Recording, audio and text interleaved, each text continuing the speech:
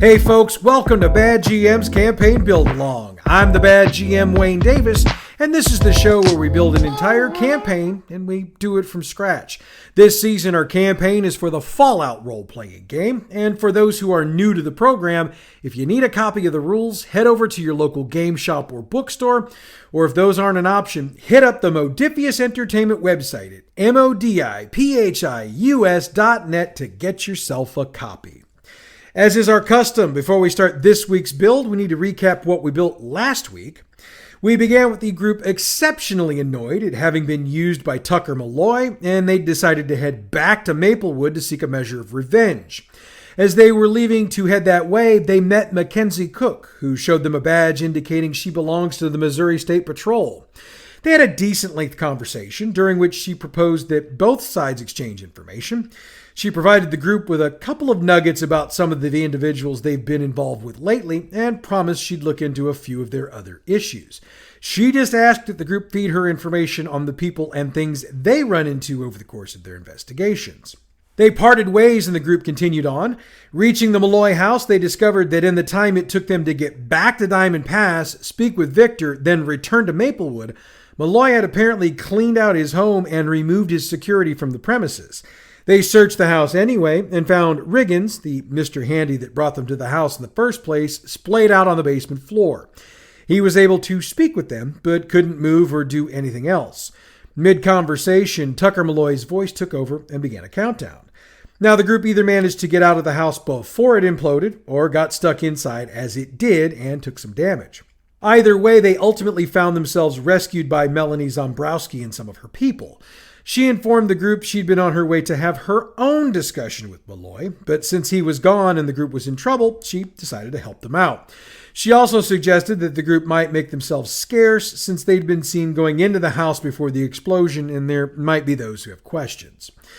So the group decided to follow up on something Mackenzie Cook had told them, which is that Tucker Malloy and Jackson Denman were partners in a company called Mass Logistics. The group made their way to the factory and gained access to what they quickly discovered is a synth manufacturing facility. And we ended the build just as they started taking all of that in. So as we pick up the build this week, we need to take a half step back, and we need to do that because I left a couple of things unclear when we got to the factory last week. The first thing we need to do is figure out what time of day it is as the group's dealing with the situation. Going over some quick math, we know it was sometime in the morning when they headed to Maplewood for their initial meeting. We can say with some certainty that they spent a couple hours working through the sources and solving their mystery, then another half hour dealing with the aftermath. Figure in a couple of hours back to Diamond Pass, half an hour or so meeting with Victor, then we actually get to last week's numbers. But with 5 hours already accounted for, even if it was, say, 8 or 9 a.m., we're already at mid-afternoon. Figure in a half hour to 45 minutes for the conversation with Cook, plus the 2-hour walk back to Maplewood, and we're now looking at something close to 5 p.m. or later if everything started later. We'll say it was another half hour searching the house, plus about an hour, roughly, for the post-explosion, though if they fought the synth, it's probably closer to 20 minutes. The meeting with Zombrowski was another 10 to 15. Anyway, we can very safely say it's nighttime when they go to check out Mass Logistics. And that does actually mean something. A couple of somethings, actually. First off, it makes it easier for them to get around the perimeter of the property without being seen. Plus, they can take out the security a bit easier since they won't have light of sight on each other. They'll have to react to noise, and since there's almost always some sort of noises going on, it might be hard to filter out the background noises to actually hear what's going on. The other thing we need to figure out is what's going on inside the factory. Now, knowing it's nighttime affects how we plan this out, since it would be safe to argue that during the day, there'd most likely be humans on site. How many is something we're going to work out as we set this up. At night, however, I think it's safe to say that the number of humans on site is minimal, if there are any there at all. Now, I mentioned last week that Mass Logistics is an assembly line factory, so let's envision it like we would from all the footage we've seen over the years about assembly lines. Stations for each part of the synth, from body to limbs to head to internals. So as the group looks up, they'll see hundreds of synths hanging on the line in various stages. And the line would be at a normal human level so that human workers could assemble them. Or at least it'll be assumed humans are assembling them. FYI, that's not necessarily true, but it isn't part of things at this point, so we're not really going to get into it. Since we've got the group coming in at night, there won't be a lot of lights on in here. I mean, sure, there will be a few since there will be security in the building, but it won't be lit up like it would during the day. That's going to leave some shadows around the interior, and while those could be helpful to the group as they sneak their way around, it could also cause issues with seeing security. Stay tuned. So what exactly does this interior look like? This is another one of those locations I want to leave specifically vague so that you've got room to flavor it yourself. I did mention that the building is 2 stories, and since we've already noted that production is on the ground floor, we can safely assume offices would be on the 2nd floor. I also envision that 2nd floor as being mostly walkways with the offices against the walls, thus allowing for supervisors to look out over the floor without actually having to go down there. Insofar as how things are specifically laid out on the production floor, well, I'll leave that to you, and I'll work it out for my group when I get them to this point. After all, we need to actually get some adventure written out, so let's get to it. The group's probably going to want to be sneaky as they make their way up the ladder from the pipe below, so let's use that agility plus sneak check, difficulty 2. To give you the 411 on this, not getting 2 successes is not the end of the world. It just means they'll make a little more noise than they'd like. A complication, on the other hand, is not good, as they manage to fall, slip, or somehow manage to lose their weapon, and there'll be some clanging and sliding across the floor, and that is definitely going to make a lot of noise. So, if that happens, the group will probably be holding their collective breaths to see what happens next. Now, regardless of whether or not they actually made the check, their first point of business should be to find a hidey hole whilst they figure out what security looks like. We'll say there's a dark spot about 25 or so feet behind them with some computer banks they can use as cover. Same sneak check and bank any complications that come up because they'll come into play momentarily. Once they get into their hiding position, describe what the production floor looks like from where they are. I'm going with an open concept and as open as possible, though we know that supports needed for the conveyor system will block some of the view. One thing they won't block is security coming by on a pass. There will definitely be a sentry bot on patrol, and the stats for that are on page 364. Now, if anyone in the group had a complication on one of the 2 sneak rolls, there will also be a Mr. Gutsy alongside, and those stats are on pages 361 and 362. If there were complications on both rolls, add another Mr. Gutsy. Also, if there were no complications, the sentry bot is just on general patrol, so it'll pass by the area the group's hiding in, but isn't really doing a search. If they failed one, any robot there will be searching actively, so roll their searches accordingly. And since they're actively searching, reduce whatever difficulty you give them by 1. For me, the base for a search would be a difficulty 3. With the group hiding, I'd crank it up to 4. But if it's an active search, we'll drop it back down to 3. You still with me? Good. One more thing to consider here. If the group gets caught, they will be attacked. This might be a difficult fight, but compared to what they faced recently, it might not be. What will make it difficult is that once gunfire has commenced, another Mr. Gutsy will enter the fray every 2 rounds, and another sentry bot will enter every 3rd round. For those keeping track at home, there are a total of 4 sentry bots and 6 Mr. Gutsys handling security inside the factory. So if the group hits these numbers in a single fight, they've eliminated the security. However, that's not all that's there, and we will get to that momentarily. If your group makes their sneak rolls, or at least doesn't have any complications, the sentry bot will pass, and they'll be able to listen to get a rough estimate of where the other robots in the factory are.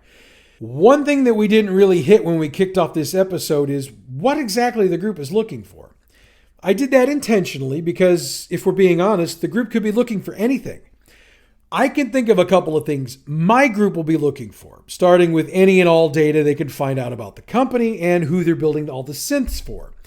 They might want to grab a synth part or 2, especially some of the computer components, as they might be able to trace them back to the manufacturer or pull other information from them.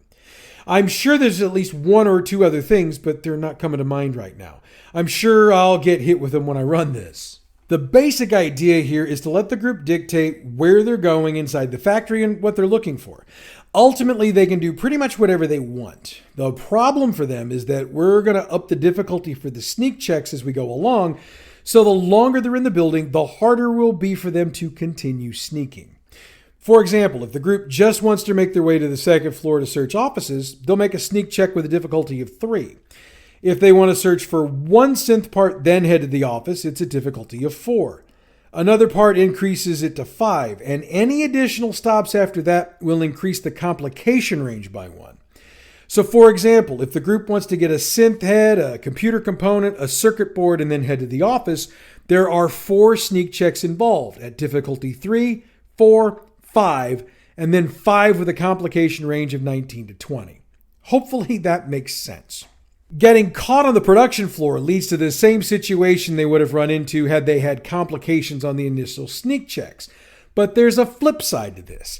If by chance the group took out all of the security earlier, thanks to failing sneak checks and being attacked, they won't get caught by security on the floor. In fact, you can drop the difficulty for sneaking to 2 and not raise it for additional floor checks. Now, regardless of whether or not they took care of the floor security, moving up to the second floor will be a 3 at minimum, and there's another reason for that. There are 3-shot laser turrets covering the walkway up here, and they're equal distance apart. So if they fail a sneak check in any way, shape, or form, the closest one will start shooting. For my game, I've got a turret covering a pair of offices. Of course, if a group member happens to move past the second office for a single turret, the next turret in line will also start targeting at the group. Hopefully they think of that, but keep this idea handy in case they don't. And the stats for these are on page 381. If by chance the group didn't deal with any of the security on the floor, a turret cranking up will draw their attention. The Mr. Gutsies will make their way up the stairs and engage directly, while the sentry bots will fire from the floor.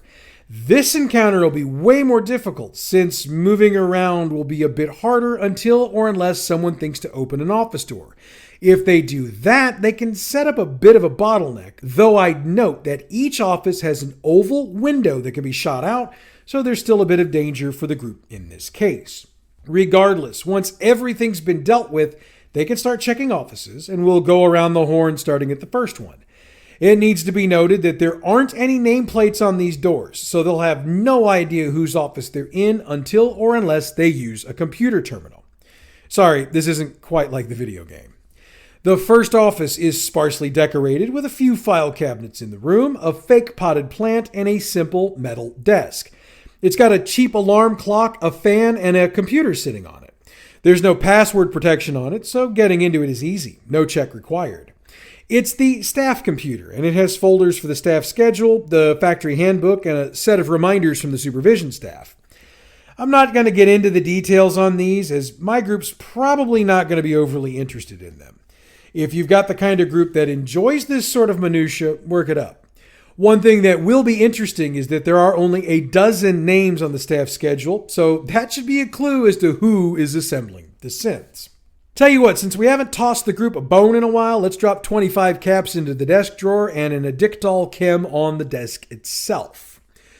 The next office looks a little more used. It has the same furniture as the previous one, but there are what appear to be family pictures on the desk, and there's a radio on one of the cabinets. The computer isn't password protected, so again, they can get in pretty easily. This is the office of Jackie Dermott, who is the head of human resources.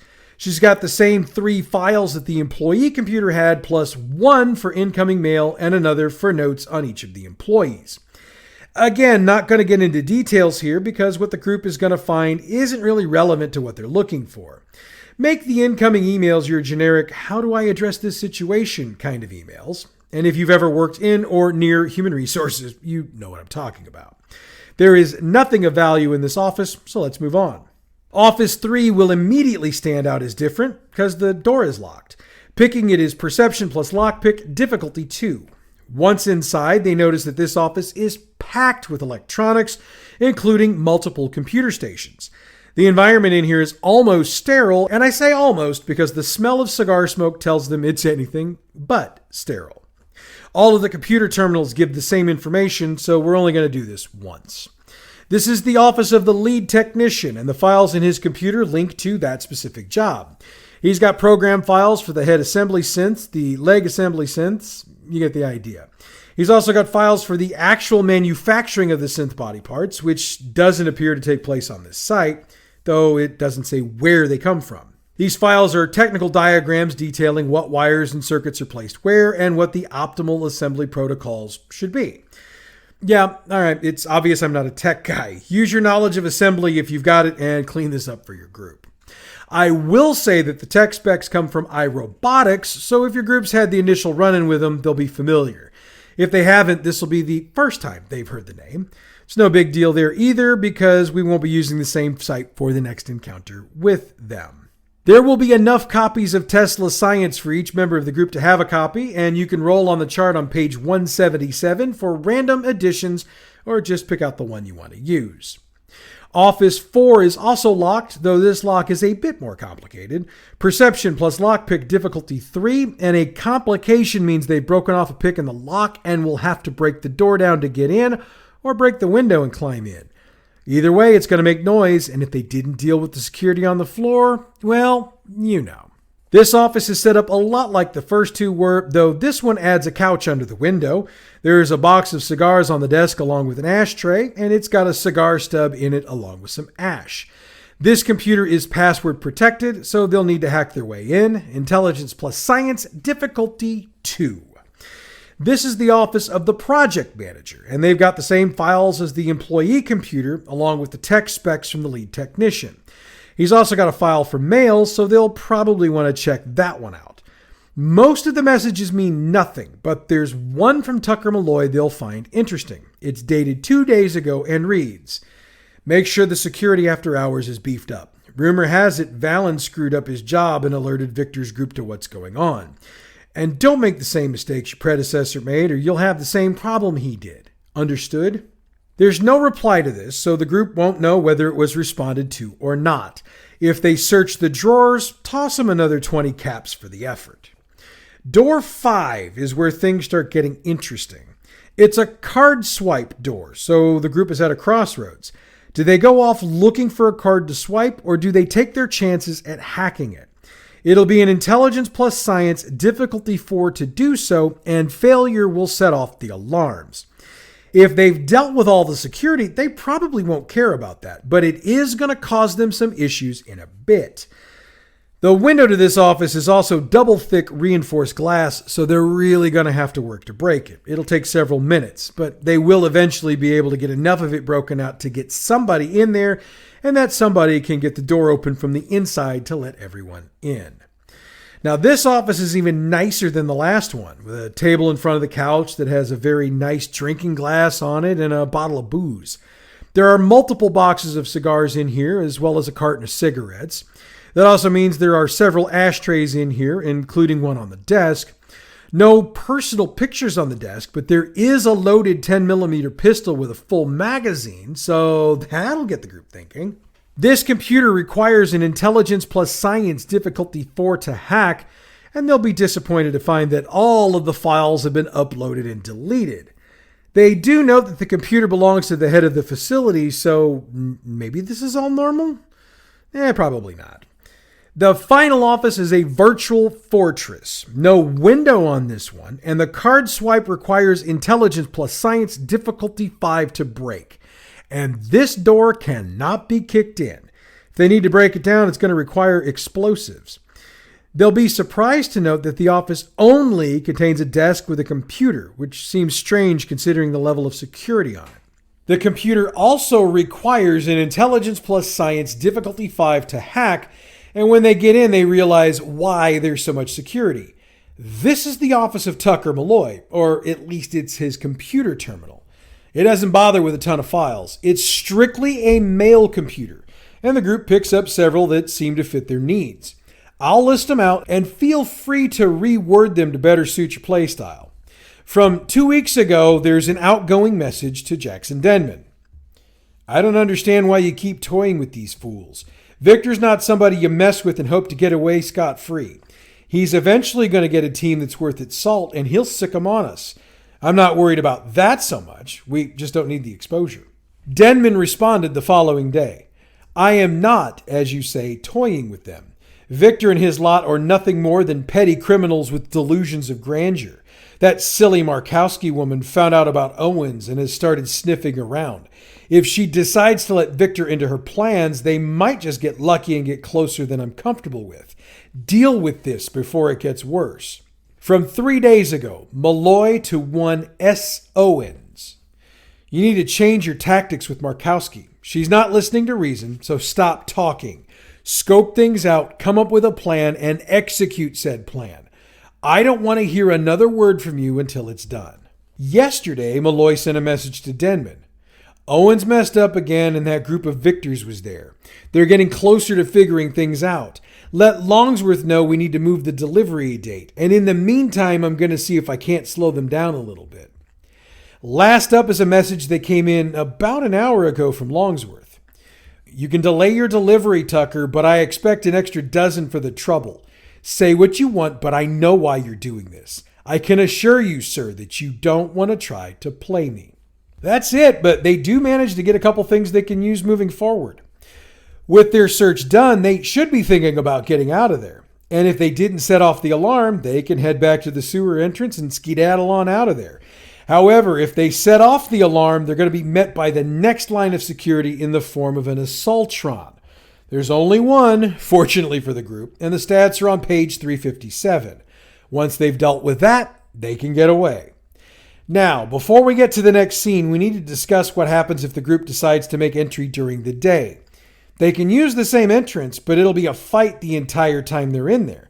There'll be 3 dozen synths on the production floor working on synths, and they'll alert security as soon as the group gets there. We'll use half the nighttime security, but we'll add in a couple of the Garson tactical guys we've used in the past. You know, the ones that use the Brotherhood night stats on page 383. We'll have one for each group member.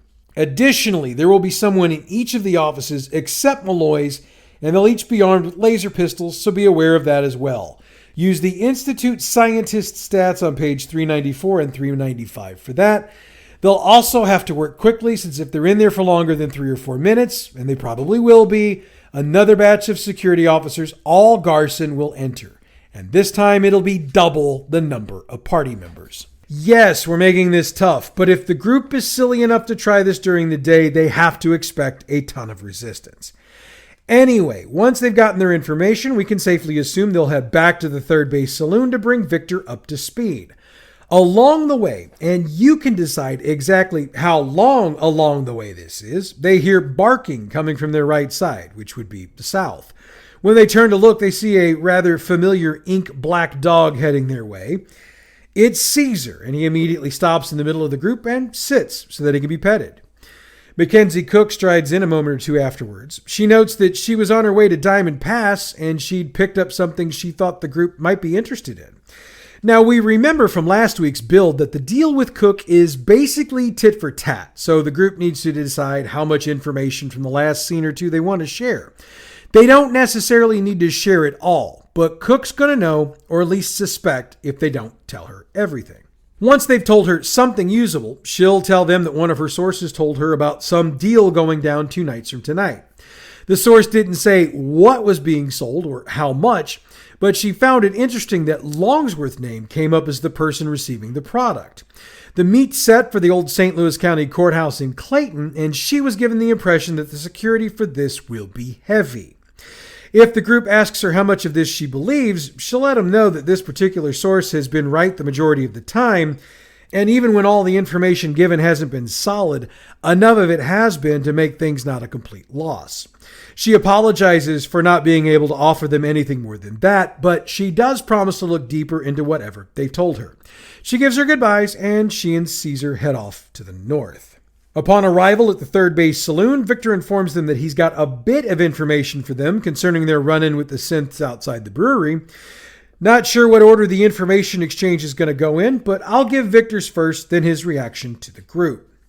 He lets them know that the facility they found the synths in is owned by a Sylvester Owens. Victor's not 100% sure who Owens is, but he seems to remember somebody by that name working for Malloy several years back. He hasn't been able to dig up anything else relevant about Owens, but he's still got feelers out there. When the group lays out everything they've got, his first comment will be about the Owens mail on Malloy's computer. He'll be especially concerned with Owens and Malloy being in the synth business. He'll remind the group again that Malloy is as ruthless as they come, so if he's dealing in synths, things are not going to be good for everybody else in the city. He's not overly surprised to hear that Longsworth is getting a delivery of synths.